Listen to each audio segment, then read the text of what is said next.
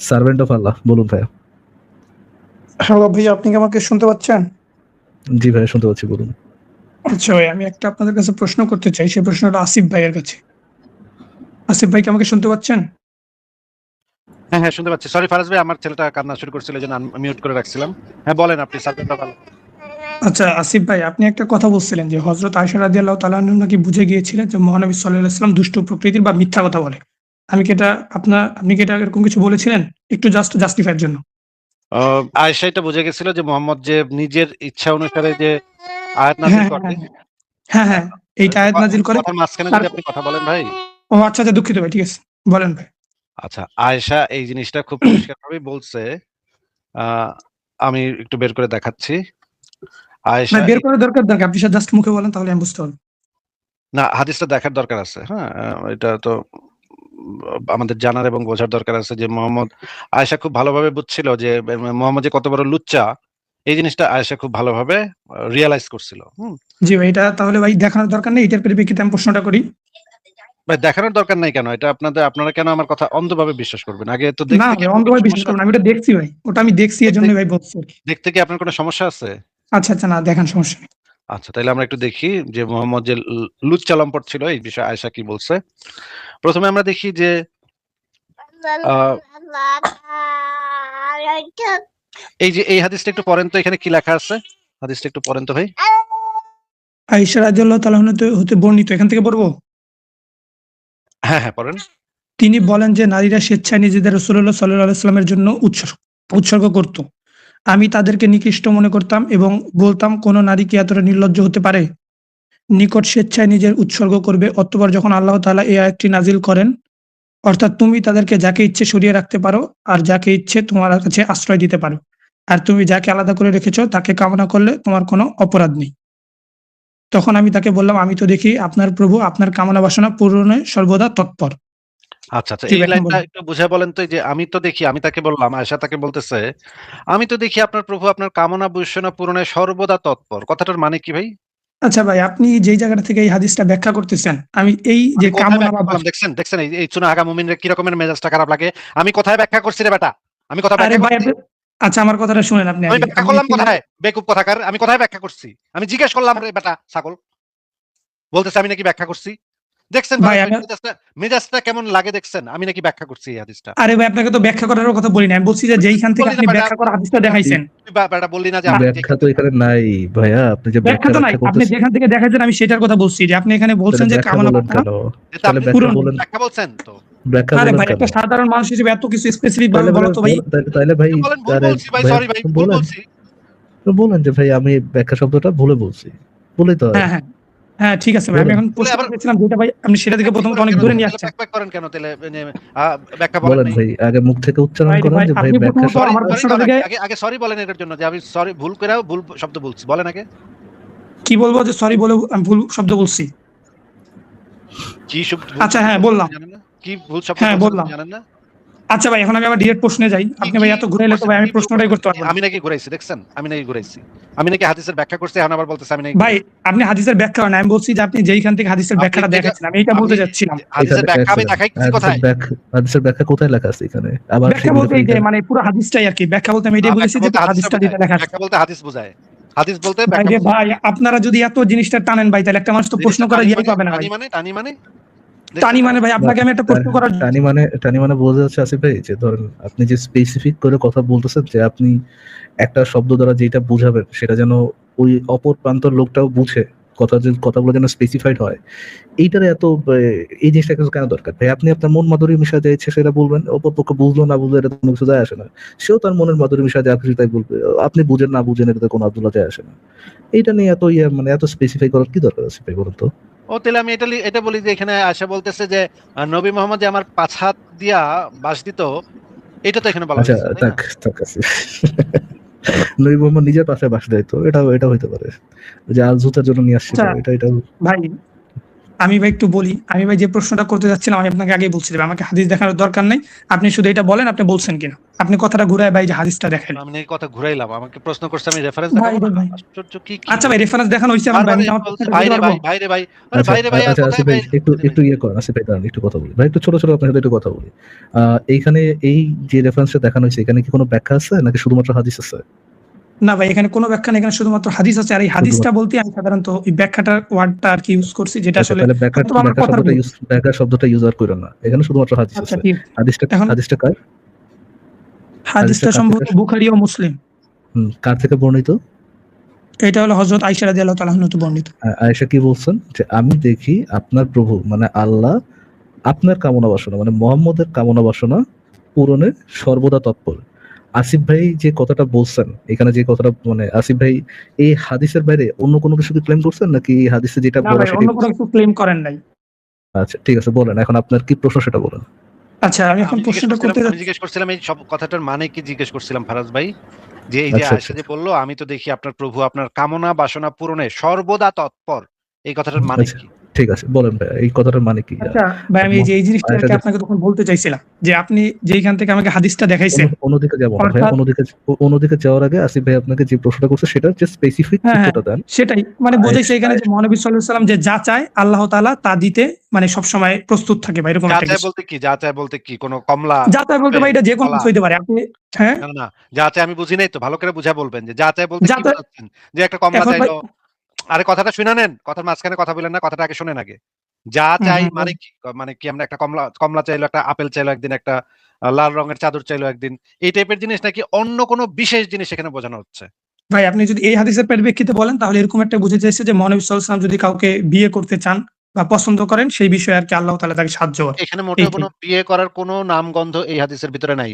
এখানে যেটা আছে সেটা হচ্ছে কোন নারী যদি নিজেকে এসে উৎসর্গ করত মুহাম্মদের কাছে, এইটা হচ্ছে আচ্ছা ইসলামের পরিভাষায় এই জিনিসটাকে এইটা মুহাম্মদের জন্য জায়েজ করা হয়েছিল যে কোন মেয়ে এসে যদি নিজেকে বলতো যে আমি আমারে মোহর দাওন লাগবে না, তুমি নবী তুমি এমনি এমনি আমার সাথে করো, চলো আমার সাথে চলো, সিফাত আচ্ছা চাপো। এবং মহানবী নবী নবী তখন ওই যে মোহর ছাড়াই ওই বেটির সাথে চিপা যেত। এবং আল্লাহ পাক এইটার জন্য মোহাম্মদকে একটা স্পেশাল এক্সেস দিয়ে রাখছিল যে তুমি যাদেরকে ইচ্ছা দূরে সরিয়ে রাখতে পারো, যাকে ইচ্ছা আশ্রয় দিতে পারো, এবং তোমার যদি কোনো মনে নারী ভাল লাগে তাহলে কেউ যদি নিজেকে উৎসর্গ করে তার সাথেও করতে পারো, কোনো সমস্যা নাই। এই যে এই আয়াতটা তখন নাজিল করছিল, এই আয়াতটার পরিপ্রেক্ষিতে আয়েশা এই কথাটা বলছিল যে আমি তো দেখি আপনার প্রভু আপনার কামনা বাসনা পূরণে সর্বদা তৎপর। এখানে কোনো বিয়ের ঘটনা তো নাই ভাই। আচ্ছা ভাই তাহলে কি মহানবী সাল্লাল্লাহু আলাইহি ওয়াসাল্লাম এমন কি কোনো ঘটনা আপনি আছে যে মহানবী সাল্লাল্লাহু আলাইহি ওয়াসাল্লাম কোনো বিয়ে ছাড়া কোনো স্ত্রী হ্যাঁ, বা মারিয়া কোনো মহিলার কিচ্ছু, সাথে একটা বাচ্চাই তো হইছে, ইব্রাহিম নামক বাচ্চাই তো হইছে বিয়ে ছাড়া। ওইটা পরে ভাই দেখাবো। হ্যাঁ। ইব্রাহিমের কথা বলে মহানবী সাল্লাল্লাহু আলাইহি ওয়াসাল্লামের কথা বলছি। আপনি কি এরকম কোনো রেফারেন্স আরে দেখাতে পারবেন যে মহানবী আরে সাল্লাল্লাহু আলাইহি ওয়াসাল্লাম বিয়ে আরে না করেই বুদ্ধিমান, কারো সাথে আরে বুদ্ধিমান। ইব্রাহিম নামক একটা বাচ্চা পয়দা করছে মোহাম্মদ বিয়ে ছাড়া। বুদ্ধিমান রে, এটার জন্য বুদ্ধিমান। ওইটা দেখাবো, এটার জন্য রেফারেন্স দেখাবো। আচ্ছা আপনি রেফারেন্সটা রেফারেন্স দেখান তো একটু। দেখাবো, রেফারেন্স ভাই দেখাবো, এভাবে করলে তো আমি প্রশ্ন থেকে অনেক দূরে সরে যাবো, দেখা যাবে আপনার রেফারেন্স তো লাইফটাও লম্বা দেখাবো, হয়ে যাবে। রেফারেন্স তো ভাই আমি দেখাবো ডিরেক্ট তার থেকে বলছি। প্রশ্নে যাই। আমার প্রশ্নে মোহাম্মদ যাবে তাহলে কি আপনার প্রশ্ন করছেন সেটার উত্তর না না একটু দিয়ে আগে আপনি কেন? একটু আগে ভাইয়া আপনি জিজ্ঞেস করছিলেন যে মোহাম্মদ কি বিয়ে ছাড়া কারোর সাথে কি চুদুর বুদুর করেছিল কিনা, তখন আসিফ ভাই বললেন যে হ্যাঁ করেছিল এবং ওটা করার মাধ্যমে সে একটা বাচ্চা পয়দা করছিল।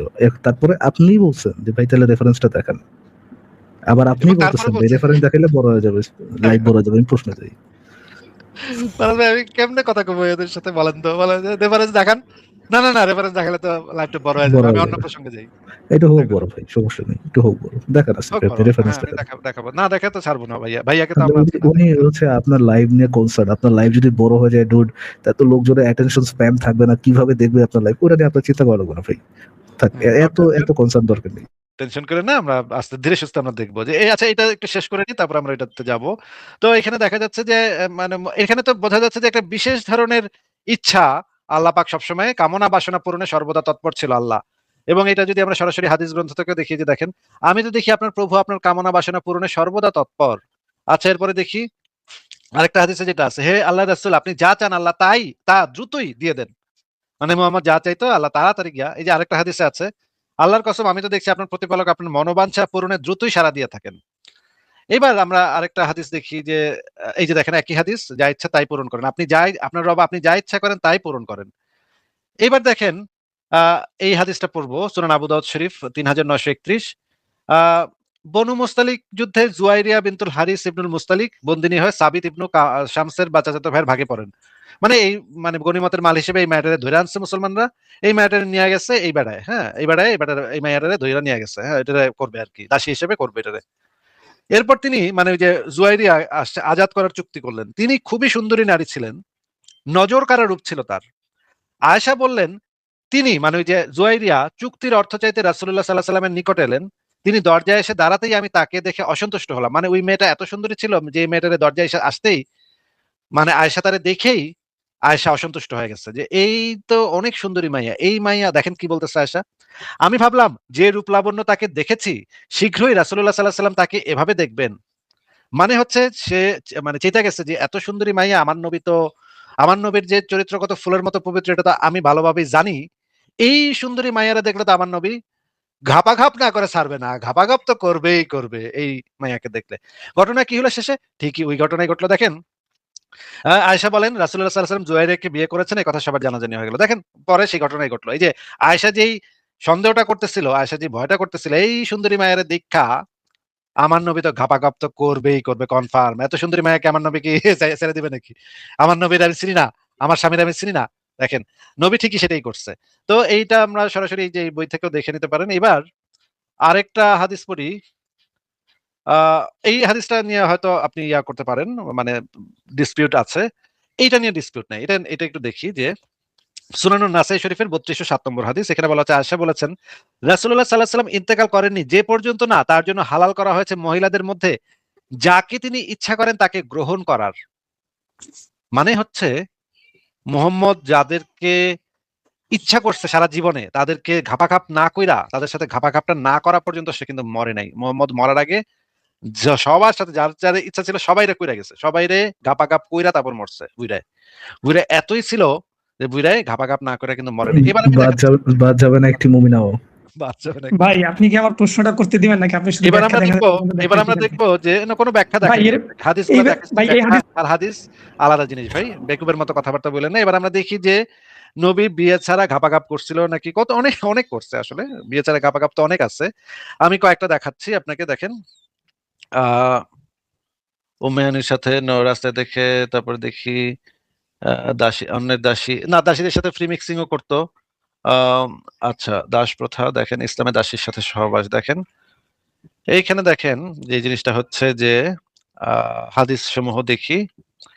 এই হাদিসটা একটু পড়ে শোনান ভাই আমাদেরকে, এখানে কি লেখা? Slave of Allah, servant of Allah, এই হাদিসটা একটু পড়ে শোনান জোরে জোরে। থেকে বর্ণিত তিনি বলেন রাসূলুল্লাহ সাল্লাল্লাহু আলাইহি ওয়াসাল্লাম এর কাছে একটি বাদী ছিল যার সাথে রাসূলুল্লাহ সাল্লাল্লাহু আলাইহি ওয়াসাল্লাম সহবাস করতেন। এটা আয়েশা রাদিয়াল্লাহু এর হাফসা রাদিয়াল্লাহু তাআলা আনহু। কি ছিল এখানে? তো থাকার কথা একজন স্ত্রী ছিল যার সাথে রাসূলুল্লাহ সহবাস করতেন, এটা তো লেখা নেই। এটা ভাই বাদী ছিল আচ্ছা মানে কি? ভাই বাদী বা দাস প্রথা যে ইসলামে হালাল ভাই এই জিনিসটা তো আপনাকে ভাই এখন বলার তো আপনি কিছু তো নেই। একটু আগে বলেছিলেন যে বিয়ে ছাড়া আমার নবী এই কোনো এই কি জানি, হ্যাঁ আসিফ ভাই ভাই কোন এক গান্ড মনে বলছিল একটা কোনো এরকম এক কথা যে কাণ্ড।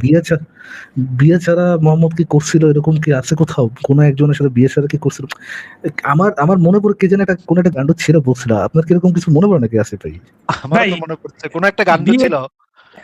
ভাই হ্যাঁ, একটু দাঁড়ান ভাই আপনারা ভাই যেভাবে কথা ডাইভার্ট করেন ভাই আপনার এক্সাক্ট যার কখনো নাম উত্তর ছিল দেন। যার নাম ছিল আসফ আল্লাহ, এরকম একটা নাম ছিল যার, সেই রকম একটা Yes ভাই, একদম গান। ভাই আপনারা তো ভাই মোটামুটি কি বলে আপনাদের আসলে সাথে ভাই বয়ান করার জন্য আসলে সামনাসামনি আসা দরকার। এই যে লাইভে ভাই আপনারা কি সামনে করেন আমি সবাই হাসি তামাশা করেন। চাপাতি নিয়ে আসতে চাপাতি না পারতেন কেন তাহলে নাকি? ভাই? ও চাপাতি নিয়ে কেন বলেন? বুঝতে পেরেছি, আপনি চাপাতি নিয়ে ভাই আসতে। চাপাতি কেন নিব ভাই? আপনার আমরা আপনার চাপাতি মুখে তো আমার কেন নিবেন? আমরা নবী চাপাতি শিখায় নিবেন এই নাকি যুগ। চাপাতি? হ্যাঁ সেটাই তো ভাই, আপনার নবী কি ভাই কখনো বিতর্ক করেছিল সার্ভেন্ট অফ আল্লাহ ভাইও? সামনাসামনি বিতর্ক বিতর্ক করেছিল? কোন ভাই রেফারেন্স আছে উনি তো আপনার নবীর বিতর্ক করার? আচ্ছা ভাই আসলে আমার কাছে তো ভাই এখন আমি এরকম ওপেন ভাই ফোন নাই এখন, খোলা এখন নাই নাই। তাহলে ভাই এখন নাই। কালকে হ্যাঁ নিয়ে আসবেন, কালকে রেফারেন্স নিয়ে আসবেন, তাই তো? আচ্ছা ভাই ইনশাআল্লাহ আমি যদি কালকে পারি কালকে অবশ্যই নিয়ে আসবো। কিন্তু আমার কথা ঠিক আছে সার্ভেন্ট অফ আল্লাহ, আপনাকে আমার প্রশ্ন হচ্ছে যে একটু আগে কোন একটা গান্ডু বলেছিল যে আমার নবী বিয়ে ছাড়া কারোর সাথে এই মানে খাপাখাপ করেছিল, পারলে রেফারেন্স দেখান। এই কথাটা কোন গান্ডু বলেছিল আপনার কি মনে আছে? আপনারা ভাই নিজেদের মধ্যে কথা না বলে আমার কথাটা শুনেন। না আপনাকে যেটা জিজ্ঞেস করছি সেটার উত্তরটা দেন। প্রশ্নটা কি বলেন তো, কি প্রশ্ন করেছি?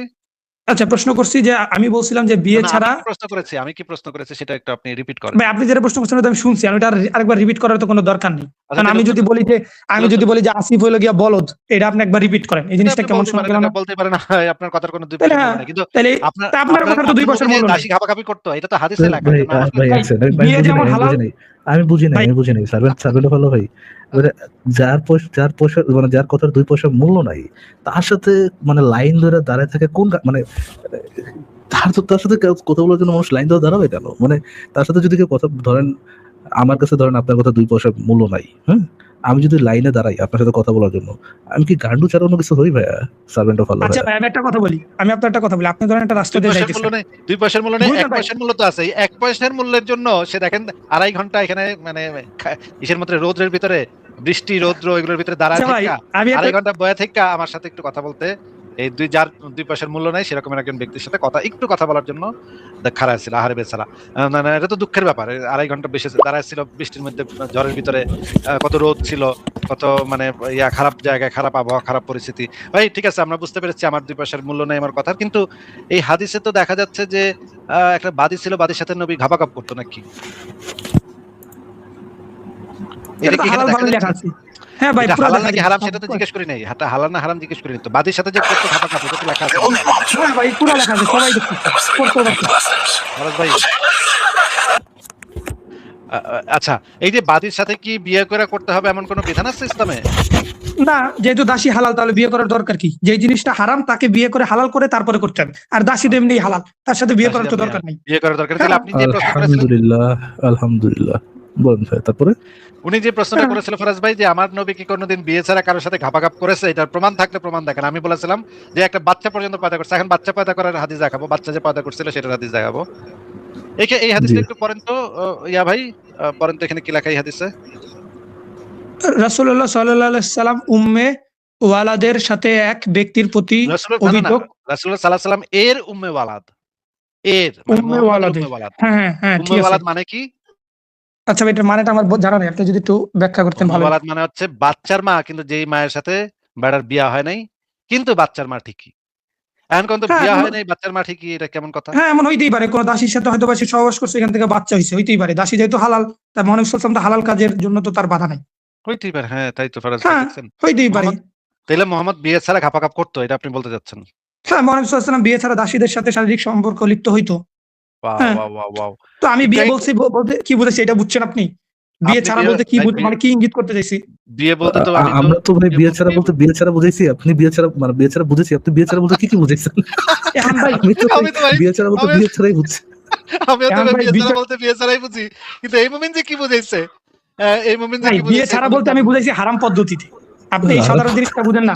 আপনারা ভাই মানুষের কথার ওয়ার্ড ধরে না না ভাই, আমরা তো ভাই এটা তো আপনার কাছে এটা মানে নর্মাল জিনিস হইতে পারে যে কারো দাসী বানায় আইনা বিয়ে ছাড়াই তারে মানে সেক্স লেভ বানায় তার সাথে তারে রেপ করাটা, এইটা আপনার কাছে অ্যাজ ইউজুয়াল নর্মাল জিনিস হইতে পারে, কিন্তু ভাই আমাদের কাছে তো এটা অ্যাজ ইউজুয়াল নর্মাল জিনিস না। আমরা তো বিয়ে ছাড়া বলতে বিয়ে ছাড়াই বুঝি যে যে কনসেন্ট নাই, কনসেন্ট ছাড়া মানে মানে সম্মতি ছাড়া দাসীরে রেপ করা, এটাও যে হালাল এটা হয়তোবা আপনার কাছে স্বাভাবিক, আমাদের কাছে তো স্বাভাবিক না, বুঝেছেন? এই জন্য হচ্ছে সমস্যাটা আর কি। আমাদের মাথায় আচ্ছা ভাই, ঢুকে না। আচ্ছা আচ্ছা, এই ভাই সার্ভেন্ট অফ আল্লাহ ভাই একটু আমাদেরকে একটু বুঝায় বলেন তো, আমি এই জিনিসটা একটু জানা দরকার, মানে একজন মুমিনের কাছ থেকে জানা দরকার যে হ্যাঁ, এই যে বলেন। মারিয়া আল কিপ্তিয়া মিশরের যে সম্রাট মুকাওকাস যে পাঠাইলো গিফট হিসেবে শিরিন আর মারিয়া দুই মেয়েরে, মুকাওকাসরে মোহাম্মদ একটা চিঠি লিখছিল, তুমি ইসলাম কবুল করো।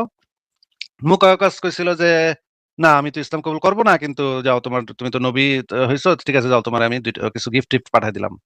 এরপর একটা একটা খচ্চর দিছিল, একটা কৃতদাস দিছিল, আর এই ২টা মেয়ে দিছিল, সুন্দরী মেয়ে। হ্যাঁ ওই সব।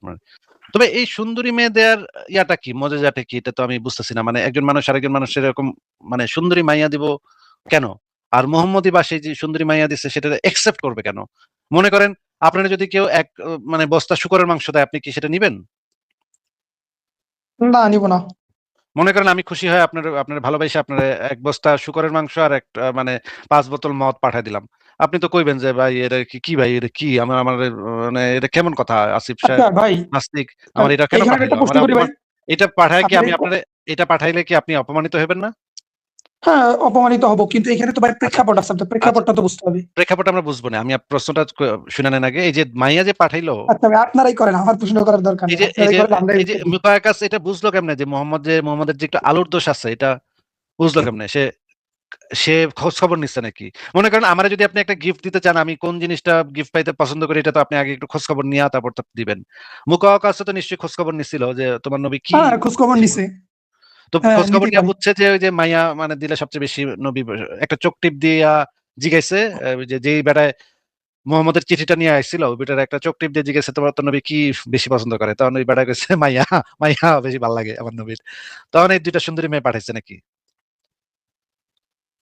হুম। হ্যাঁ ভাই। হ্যাঁ। তো হ্যাঁ, ওই ও হালাল তো ভাই, না? এত তো হালাল, তাই না? এই যে ভাই, আমি এই যে এইটাই আচ্ছা, বলতে ওই চাইতেছি মেয়ে ভাই। দুইটা আপনি ভাই, ওই মেয়ে দুইটারে পাইলো কোথায়? ওই যে মুকাকাস ওই মেয়ে দুইটারে পাইলো কোথায় একটু যদি বলতেন। ভাই এখন তাহলে আগের যুগে যেহেতু দাস প্রথা ছিল অনেক, না তার না, মানে যেহেতু দাসপ্রথা ছিল কি ছিল না সেটা জিজ্ঞেস করিনি ভাই। ওই মেয়ে দুইটা কি নিজ ইচ্ছায় মোহাম্মদের নাম শুই না ও গরম হয়ে গেছিল, হট হয়ে গেছিল যে মোহাম্মদের নাম শুনেই আমার মানে নিচটা ভিজে যাচ্ছে, আমি মোহাম্মদকে করতে চাই, তখন কি মুকাকাস পাঠাই দিছিল নাকি ওদেরকে ধরে আনছিল, ধরে আনছিল? অবশ্যই ধরে আনছে, দাস যেহেতু দাস তাদের, তাহলে অবশ্যই ধরে আনতে পারে। বা মনে করেন এমন হয়েছে যে তাকে পাইছে কোথাও, বা কেউ তাকে উপহারও দিতে পারে, যে কোনো কিছু হইতে পারে। মহানবী সাল্লাল্লাহু আলাইহি ওয়াসাল্লামকে সে যেমন উপহার দিতেছে দাস হিসেবে, তাকেও কেউ উপহার দিতে পারে দাস হিসেবে, যে কোনো কিছু হইতে পারে। আপনাকে আপনাকে এবার আমার একটা সবচেয়ে ইম্পর্টেন্ট, আচ্ছা আগে ফারাজ ভাইকে কোশ্চেনটা করি। ফারাজ ভাই, মনে করেন আপনাকে একটা মনে করেন একটা ভাই, বদমাইশ লোক মুশফিকুর আমি রহমান মিনার, আচ্ছা এক ভাই, সেকেন্ড ভাই, একটু সার্ভেন্ট অফ ইন্টারাপ্ট আল্লাহ ভাই, করি এক ভাই। সেকেন্ড এক সেকেন্ড এক সেকেন্ড। ফারাজ ভাই, আপনাকে মনে ভাই করেন মুশফিকুর রহমান মিনার একটা মেয়ে পাঠাইলো আপনাকে, মেয়ে গিফট করলো। আপনি গিফটটা নেওয়ার সাথে সাথে আপনি কি করবেন? মেয়েটাকে মুক্ত করবেন এবং মানে বলবেন যে তুমি তোমার ঘরে ফিরে যাও, তোমার যেই বাসা থেকে তোমাকে। না, না, অফকোর্স না। আমি তার সাথে তারে বসাবো, খাওয়াবো, জিজ্ঞেস করবো তুমি তোমার সখীর সাথে কি কি গল্প করতা, সখীর সাথে কি কি করতা, ডিটেল বলো। আমি তো এটা নিশ্চিত যে আপনি সাথে সাথে তার মুক্ত করে বলবেন তুমি এখন মুক্ত মানুষ, তুমি তোমার বাসায় ফেরত যাও, তুমি তোমার না, যেখান আমি থেকে তার তুলে বাসায় আনছে। ফেরত যাওয়ার আগে সে তার সখী মুশফিক মিনারের সাথে কি কি করতো এটা আমি জানতে অফ করছি, তাও কি বলে। আচ্ছা আচ্ছা, সার্ভেন্ট অফ আল্লাহ ওইটা ভাই, বলার আপনি আপনি একটু জি, জি, বলেন তো যে অফকোর্স মনে করেন মুক্তই করতাম, অফকোর্স আলটিমেটলি মুক্ত করে দিতাম। সার্ভেন্ট অফ আল্লাহ ভাই বলেন তো, আপনাকে যদি মনে করেন একটা খ্রিস্টান লোক আপনাকে একটা মাইয়া গিফট পাঠাইছে, মেয়েটাকে আপনি কি করবেন? মেয়েটাকে কোথা থেকে বন্দি করে আনছে বা বাইন্দা আনছে, দাস হিসেবে নিয়ে আসছে, এই মেয়েটাকে আপনি কি করবেন? শুরুতেই আপনি কি করবেন? দেখার সাথে সাথে কি ভাই, করবেন? ভাই যদি আমার কথা বলেন তাহলে আমি ভাই অবশ্যই তাকে ছেড়ে দিব বা মুক্ত করে দেওয়ার চেষ্টা করব। এবং যদি তাকে আমার তার কথা বাসায় বলেন, তার হ্যাঁ বাসায় যদি যেতে যত আমার টাকা কথা পয়সা বলেন। লাগে একটু তো হেল্পও করবেন যে বাসায় যেতে। হোয়াট ডু ইউ মিন যে ভাই, আপনি মুক্ত করে দিবেন? আপনি বলতে চাচ্ছেন যে আপনি নবী থেকে ভালো? এই এই এই এই ভাই, ফারাজ এখানে ভাই, এই যে এ কি কথা আছে করলেন? ভাই, আপনারা এই এ যে কি করলেন কাহিনীগুলো ফারাজ যে ভাই? আলাদা করেন, আমার কথা শুনেন ভাই। এখন এমন না, না, দেখলাম যে আমি ভাই মেয়েটার অবস্থা খুবই খারাপ, বুঝছেন, তার যাওয়ার কোথাও জায়গা নেই, তাহলে আমি তাকে তাহলে বিয়েও রেপ করতে পারি। করতেন, তাহলে না, রেপ রেপ করতেন। করবো কেন? বিয়ে করতে পারি না? কিন্তু ধরেন বিয়ে কিন্তু করছি। কিন্তু কিন্তু একটা বলো মানে একটা কি জানি একটা শিশুর সাথে যৌনসঙ্গম করে একটা কে জানি ছিল, মানে পেডোফাইল একটা, সে না বিয়ে করে নাই। আপনি কেন বিয়ে করতেন? আপনি কি মনে করতেছেন যে আপনি পেডোফাইল থেকে বেটার? ভাই মেন কথা, তখনকার জীবন আর এখনকার জীবন আলাদা। তখন দাস প্রথাটা যেভাবে চালিত ছিল, এখন তো ওইভাবে চালিত নাই।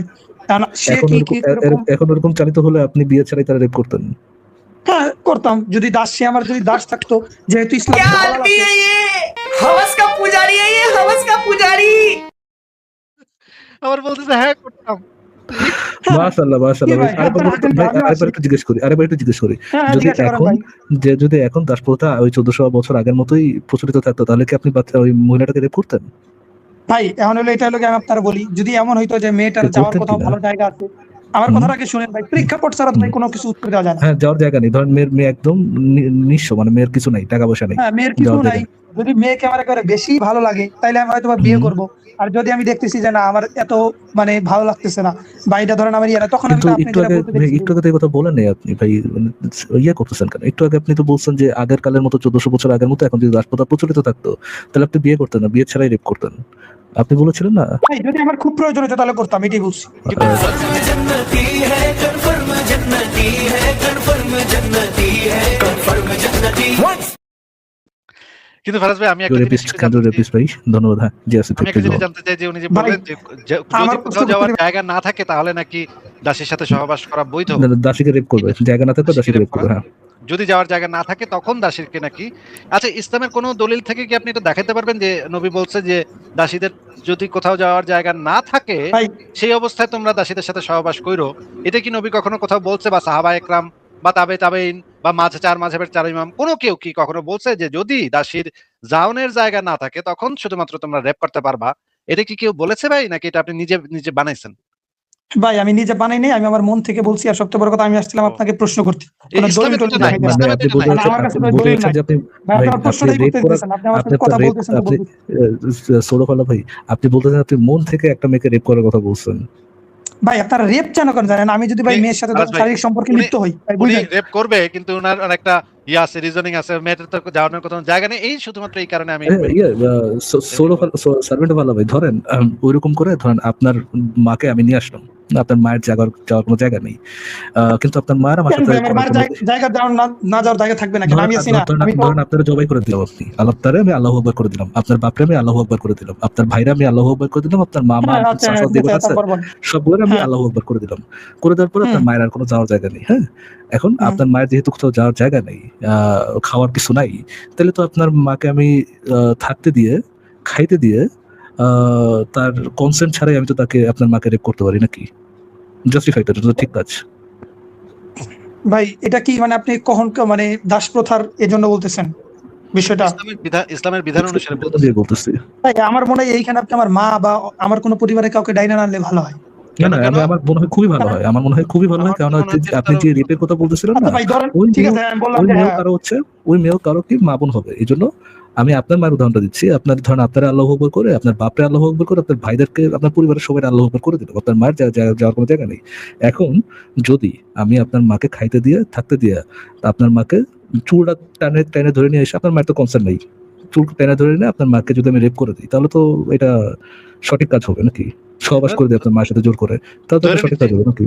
ফারাজ ভাই ধরে নিচ্ছি আপনি 3 বেলা কাচ্চি বিরিয়ানি খাওয়ান ওনার মাকে, হ্যাঁ 3 বেলা কাচ্চি বিরিয়ানি খাওয়াইয়া সুন্দর সুন্দর জামা কাপড় পরাইয়া ভাই রাতের বেলা আপনারা তাইলে চুলে ধরে গল্প করেন আজকে রাতের বেলা আমার সাথে আমার না, প্রশ্নের উত্তর দেওয়ার দরকার বুঝছি আসিফ ভাই, বুঝছি। হ্যাঁ, ধরেন ভাই আপনার মাকে আপনারা আরো আমরা গল্প ধরে নিয়ে বলেন আসছি। ভাই, আরো কাহিনী না, বলেন। আপনি পালায় না ভাইয়া, আপনি পালায় না প্লিজ, আন্টির বিষয়টা ফয়সালা পালাবো করে কেন আমি? তারপর পালাবেন আপনারা। ফয়সালা করে বলেন দিই। বলেন তখন কি আন্টিকে আমি রেপ করতে পারি কিনা আপনার মাকে? তখন কি রেপ করাটা জাস্টিফাই হয় কিনা? ভাই যদি এমন হয় যে আপনার দাসী হয়ে গেছে আমার আম্মু, বুঝছেন, জি আমার জি আম্মু যদি আপনার দাসী হয়ে গেছে, আর জি আমি যেহেতু ইসলাম ধর্মে মানি, আর ইসলাম ধর্মে যেহেতু এটা হালাল আছে, তো অবশ্যই আপনার জন্য এটা হালাল হবে যদি আপনি জি মুসলিম হন। জি জি জি জি আপনার মাকে আমি রেপ করতে পারি। ভাই তুই ভাগ আনতে, ভাই তুই যা, তুই ভাগ ইসলামের জন্য তুই মা পর্যন্ত দিয়ে দিচ্ছে ভাই। ভাগ দৌড় দে সুরের বাচ্চা, দৌড় দে সুরের বাচ্চা, দৌড় দে হারামজাদা। রে কপাল রে, মানে কি বলবো ভাই, ইসলাম বাঁচাইতে মা পর্যন্ত উজাড় করে দিচ্ছে ভাই। ভাই আমি কি ডিসগাস্টিং হতে একজনের মাকে নিয়ে, ভাই তার মা তো আমারও মা, ভাই আমারও মা। আমার নিজে বলার সময় আমার মানে ভিতর থেকে বমি আসতেছিল যে আমি বলতেছি কি, একজন মা তার গর্ভ দিচ্ছে, মানে তার গর্ভে নিচ্ছে, তাকে প্রসব করছে, ছোটবেলা থেকে খাওয়াইছে, পড়াইছে, বড় করছে। এটা কি আছে ভাই? এটি কোনতে আসে ভাই? মানে সাবাস, মানে অন্ধবিশ্বাসটা কোন পর্যন্ত পৌঁছাইলে একজন মানুষের এই রকমের মানে নীতি নৈতিকতার এই অবস্থা হয়, এটা ভাই একটা অদ্ভুত একটা বিষয়। যে মানে ডাক্তার দেখানো উচিত, এগুলো সাইকিয়াট্রিস্ট দেখানো উচিত। ফারাজ ভাই আমার তো আজকে সময় শেষ হয়ে গেছে ভাই আমার ভালো করে গেল। আমার পুরো ভিতরটাই শেষ হয়ে গেছে ভাই, আমি আর কারোর সাথে কথা বলতে পারবো না, বাতেন ভাই, শেষ কেন করলাম, পসিবল না।